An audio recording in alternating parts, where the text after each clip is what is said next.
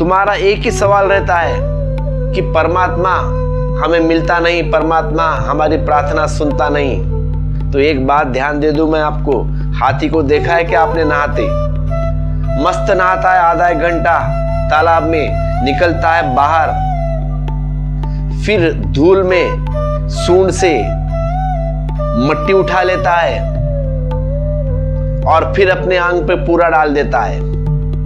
नहाया था मस्त, लेकिन फिर बाहर आया, फिर शरीर गंदा कर लिया, फिर जैसे का तैसा। सही बात बोल रहा हो कि नहीं? और तुम भी क्या करते हो? तुम भी वही हो, हाथी जैसे। तुम भी मंदिर जाकर वही करते हो। किस तरह प्रार्थना करते हो? कभी ध्यान से सोचना तुम्हारी प्रार्थना कैसी है। अक्सर ऐसा ही होता है, अपने चित्त के ऊपर तुम धूल फेंकते हो अंदर जाके। हाथ जोड़कर खड़े हो भगवान के सामने मंदिर में, आजू बाजू देखा, आंख उड़ गई, एक सुंदर स्त्री दिखी, भूल गए परमात्मा परमात्मा।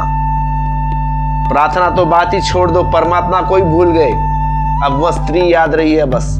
जोर जोर से ताली बजाने लगते हो, जोर जोर से प्रार्थना बोलने लगते हो कि उस स्त्री का ध्यान तुम्हारी तरफ आए, कि लगे कि तुम कितने धार्मिक हो। यही करते हो ना? तो कैसे होगी परमात्मा, कैसे होगे परमात्मा के दर्शन, कैसे होगी प्रार्थना फलित?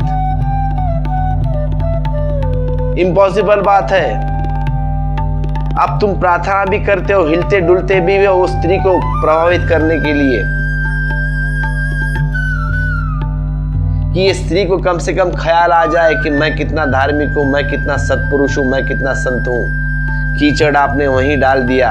हमारी प्रार्थना में वासना ही वासना रह जाती है, इसलिए प्रार्थना फलित नहीं होती और परमात्मा के दर्शन नहीं होते। जय राम जी की।